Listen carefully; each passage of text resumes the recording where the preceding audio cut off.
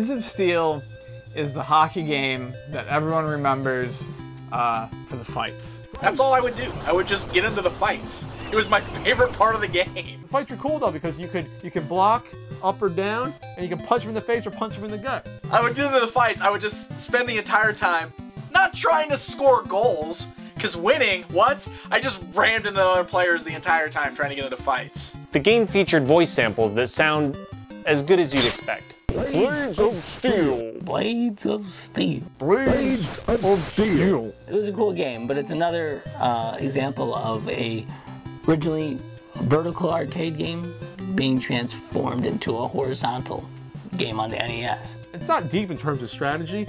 It's undocumented, but the teams are actually different in their strengths and weaknesses.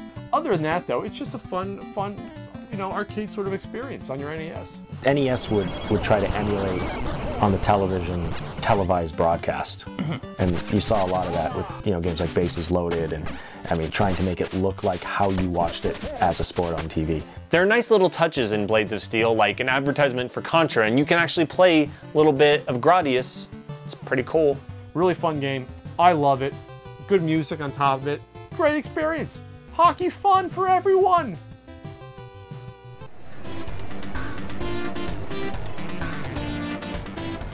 Double Dragon 2, really superior to the first game in just about every way.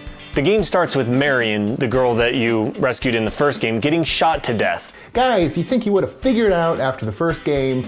Just invite Marion in. I like how on all the covers for like the NES and even in the arcade, You're rescuing her. You're rescuing her. Everything's fine. No, she got machine gutted in the chest, basically. This time around, instead of just having a standard punch and kick button, you now have directional attacks. One button is for a left attack, and the other button is for a right attack. Definitely took a little bit of time to get used to, but once you did, you realized it was a more fair control scheme. It helped you get out of gang up situations a lot easier. So if you've got enemies piling up on you on both sides, you're not totally screwed. You always would like kick backwards. Yeah, so you had to turn around the kick. The NES version of Double Dragon 2 allowed you to play 2 players simultaneously, which is something that was completely missing from the first one on NES, and that was a huge omission.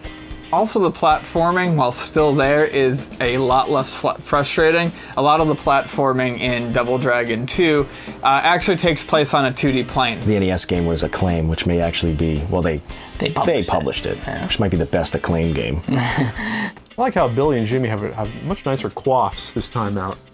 Poofier. Poofier hair. Yeah, that's nice. Not sure who would want to do that, though.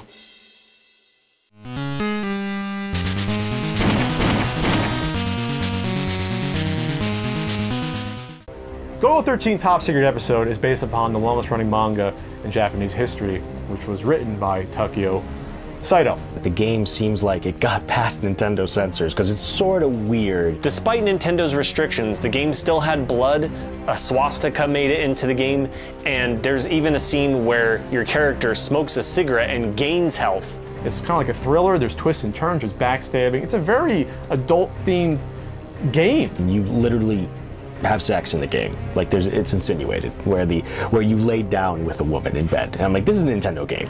Maybe they were sitting around reading Bible verses, but you know, never quite explains it, but I'm willing to bet there were shenanigans going on there. That's more than most people who played this game ever got laid. Probably because they were 8. It aspires to a lot and it accomplishes some of it. It has different genres of game altogether. There's a pan and zoom mode where it becomes a first-person shooter. There are shooter stages where you're in a helicopter. The gameplay is mostly side-scrolling, but it also has first-person 3D mazes, which I just can't stand. Not any one of these particular gameplay elements are done that well, but it's the combination of having several genres in one game combined with a deep story that I think makes it stand out. And it's one of those games that more people play than you would think.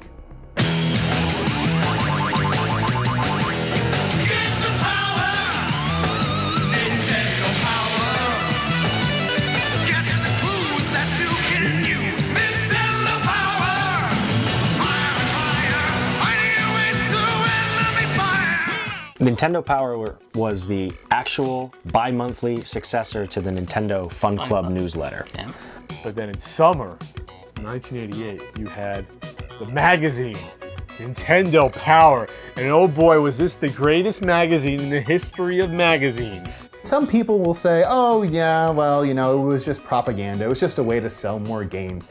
Yes, but it was a really good way to sell more games. It actually gave value to the people who were playing video games at the time, to the kids. Nintendo Power was an interesting magazine. Great coverage of Nintendo titles. I felt their Sega coverage was a little lacking. It was a Nintendo-run magazine, and each issue had a number of reviews, previews called pack watches in the back.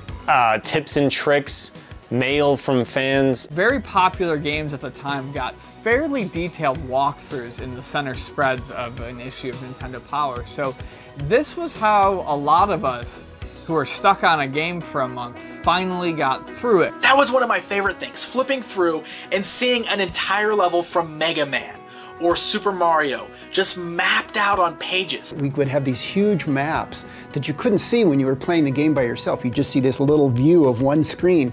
But on the games, as they're getting more complicated, suddenly we'd have 20, 30 screens wide and some down, etc. And what we would do is take pictures of them and then tape them all together and then take a big picture of that and put it in the magazine. So for once, you could finally see the whole thing, and it was so cool. I just loved it. And there's good old Howard Phillips. Damn Howard Phillips helped run the magazine, and he of course appeared in the Howard and Nestor comics that would adorn every issue until he tragically left the magazine around 91. Howard and Nestor was just a natural way to say, well, what if you were standing there, Howard, and there was some kid saying, no, I can play this, and you'd say, well, you might want to try this, or you might consider that because it might help you along. And also it afforded us the ability to give tips in the way that really is the most fun, which is you don't actually tell somebody the answer, you give them a little hint and lead them in the right direction.